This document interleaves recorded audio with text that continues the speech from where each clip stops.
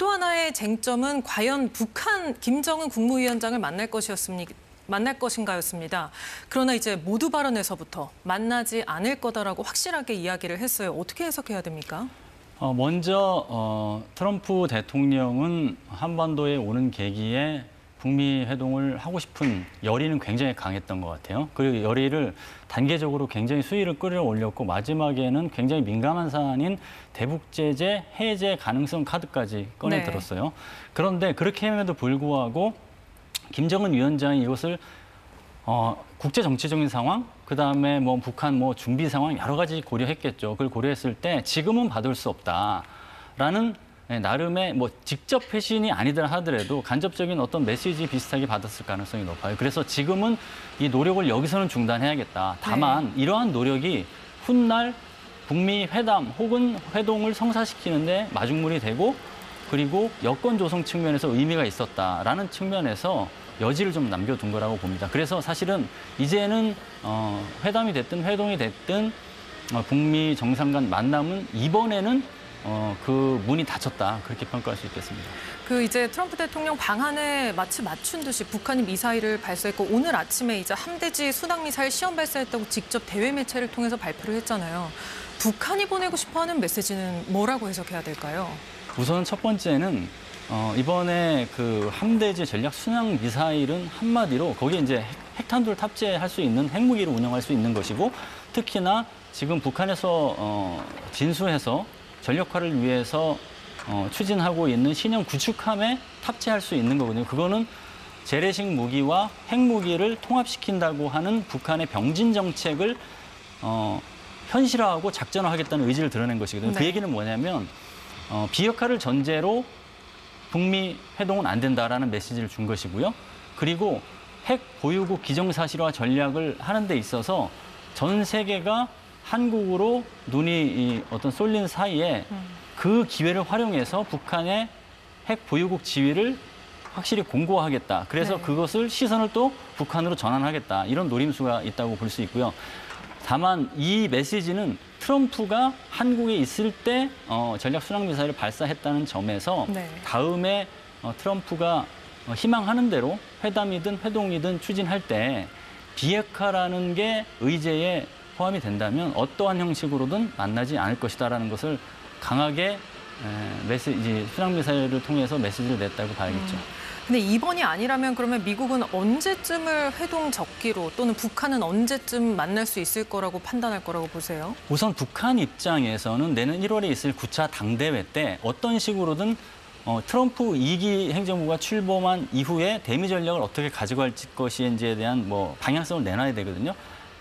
대한국 전략은 내놨죠. 적대적 두 국가론이라고 해서 미국에 대해서는 안 내놨기 때문에 그전까지는 북한 입장에서는 그걸 내놓고 거기에 따라서 만날지 안 만날지가 이제 정해지는 나름대로의 단초가 될 것이고 미국 입장에서는 사실은 급하죠. 내년 중간 선거에서도 이제 이겨야 되기 때문에 최대한 빨리 하고 싶은데 그게 이제 중간 선거에 나름의 영향을 미치는 시간까지 고려한다면 내년 봄까지는 최소한 성과가 있어야 된다 이렇게 판단하고 있을 것 같습니다. 네, 지금 오늘 이제 김해공항에 들어오고 있는 트럼프 대통령의 입국 장면을 보여드리고 있습니다. 조현 외교부 장관이 직접 영접을 나갔어요. 국빈이기 때문에 그렇겠죠. 그래서 이제 강경화 주미대사를 비롯해서 우리나라의 관료들 그리고 이제 미국 측 관계자들 이렇게 만나고 있는 장면입니다.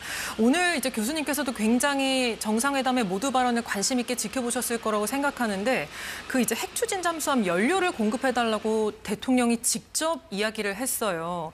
이거는 어떻게 보면 좀 이례적이라고 볼 수도 있지 않을까요? 이거는 어느 쪽 정부를 막론하고 통틀어서 북한뿐만 아니라 중국을 특정했단 말이죠. 중국을까지 포함을 해서 원자력 추진 잠수함이 필요하다는 얘기를 정상 대 정상의 어떤 대면 자리에서 이 얘기를 한 거예요. 그래서 기존의 어떤 실무 레벨에서 무르익어야 될 여러 가지 담론, 그다음에 정책화되는 이런 과정을 굉장히 패스트 트랙으로 빨리 이야기한 측면이 있는 것이고 여기에서 이제 중요한 지점이 북한에 대해서 원자력 추진 잠수함을 이야기하는 것을 넘어서 원자력 추진 잠수함을 확보하게 되면 대중국 견제에도 유효할 것이다라는 전략적 어떤 지략을 발휘해서 메시지를 낸 것이거든요. 그것은 트럼프 행정부에서 내각이나 참모도 북한만을 상대로 하기 위해서 원자력 추진 잠수함이 필요하냐라는 나름대로의 그 회의론 혹은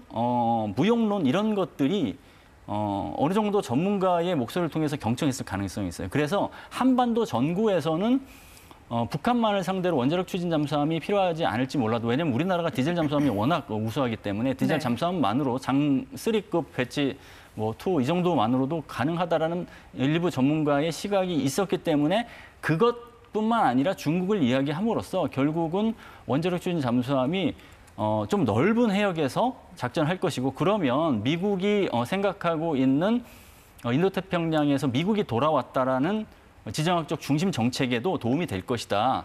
그렇기 때문에 이 카드는 한국만을 위한 게 아니라 한미동맹 나아가서 미국의 목표를 달성하는 측면에서도 시너지가 있다라는 측면에서 이번에 굉장히 전격적으로 메시지를 꺼내 들은 것 같습니다. 그러니까 핵 추진 잠수함의 연료를 우리가 공급받을 수 있도록 결단해 주십시오 하고 방금 보신 저 정상회담 모두 발언 자리에서 언론사들 카메라가 생중계하고 있는 와중에 이제 대통령이 발언을 한 거란 말이죠. 미국 측은 어떻게 반응할 거라고 예상하세요? 우선 이제 원자력 추진 잠수함을 이제 확보하려면 원자로가 이제 필요한데 원자로를 자체적으로 만들든 아니면 미국하고 공조를 해서 만들든 여러 가지 방안이 있는데 그 전에 선행돼야 될 게 이제 현 원자력 협정의 그 내용을 충실히 이행해서 실천할 수 있는 여지를 많이 두는 것. 그 다음 단계로 원자력 협정을 개정하는 것이잖아요. 근데 그렇습니다. 그것에 대한 내용이 상당 부분 실무선에서는 무르익었다. 그렇기 때문에 이 김에 원자력 추진 잠수함 카드까지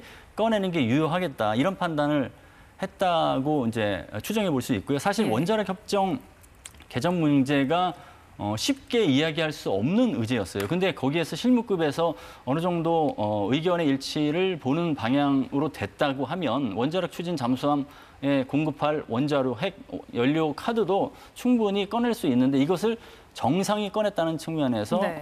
의미를 짚어볼 수 있겠습니다. 일종의 어떤 트럼프 행정부의 협상 스타일을 또 반영한 발언이라고도 볼 수 있을까요? 이렇게 탑다운을 좀 선호한다는 그런 평가들이 있었잖아요. 그렇죠. 트럼프 일기 행정부의 탑다운식 접근법을 역이용해서 성사시킨 게 하나 있죠. 한미 미사일 협정. 예. 그 비슷하게 사실은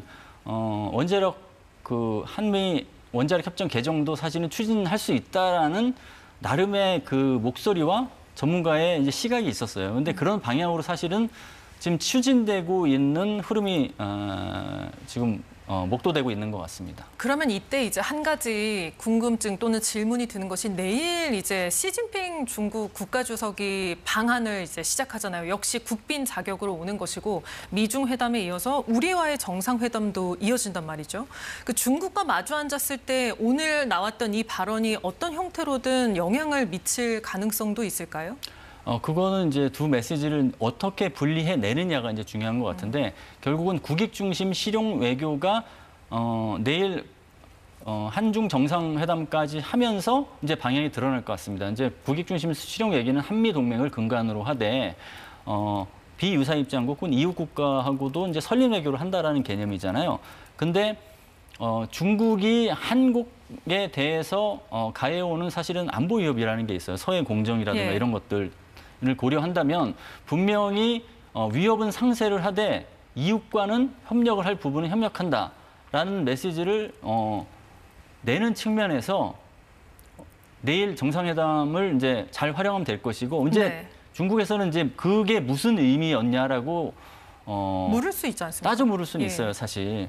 그거는 한국이 원자력 추진 잠수함을 통해서 할 수 있는 서태평양에서의 안정, 지역 안정 역할도 있을 수 있다. 그런 측면에서 중국을 특정한 것이 아니라 서태평양에서 여러 가지 부상하는 위협에 대해서 유연하고 확장적으로 그리고 미국과 함께 할 수 있는 부분을 모색하되 중국하고 협력할 수 있는 부분은 같이 병행한다는 측면이기 때문에 중국만을 특정한 것으로 염두에 둘 필요는 없다라고 이제 이야기하면서 중국이 듣고 싶어하는 말을 이제 꺼내면 되겠죠. 예를 들어서 대만 카드 같은 경우는 대만 그 원차이나 팔러시죠. 하나의 중국 그거를 이제 존중한다. 기존 입장을 한번 되풀이하면서 이야기하되 그러면서 거기에 공세가 좀 더 나오면 서해 공정 얘기를 이제 꾸밀어 나와야죠, 사실은.